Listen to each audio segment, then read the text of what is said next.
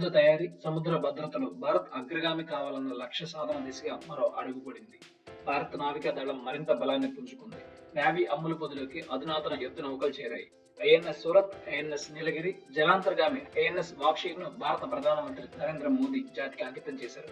ముంబైలోని naval dockyard లో INS Surat, INS నీలగిరి, INS Vagsheer ను ప్రధాని మోదీ ప్రారంభించారు. అనంతరం నేవీ ముంబైలోని కర్గర్ లో శ్రీ శ్రీ శ్రీ రాధా మదన్ మోహన్ జీ ఆలయాన్ని, ఇస్కాన్ ప్రాజెక్టులను ఆయన ప్రారంభించారు. ప్రపంచంలోనే భారీ అత్యాధునిక డిస్ట్రాయర్ యుద్ధ నౌకల్లో ఐఎన్ఎస్ సూరత్ ఒకటి.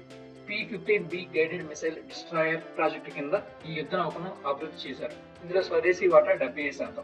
ఈ యుద్ధ నౌకల్లో అధునాతన ఆయుధ సెన్సార్ వ్యవస్థలు ఉన్నాయని నేవీ తెలిపింది. నెట్వర్క్ సెంట్రిక్ సామర్థ్యం దీని సొంతం. ఐఎన్ఎస్ నీలగిరి P-17A స్టెల్త్ ఫ్రిగేట్ ప్రాజెక్ట్ లో తొలి యుద్ధ నౌక. శత్రువును ఏమార్చే స్టెల్త్ పరిజ్ఞానంతో దీన్ని తయారు చేశారు. ఐఎన్ఎస్ వాక్షీర్ P-75 కింద రూపొందిస్తున్న 6వ చివరి జలాంతర్గామి. ఫ్రాన్స్ కు చెందిన నేవల్ గ్రూప్ సహకారంతో ఈ యుద్ధ నౌకను అభివృద్ధి చేశారు. భారత నావికాదళ శక్తిని మరింత బలోపేతం చేయడానికి 3 గొప్ప శక్తులు సిద్ధమయ్యాయి. ఇది భారతీయ సముద్ర సరిహద్దును అభేద్యంగా చేస్తుంది.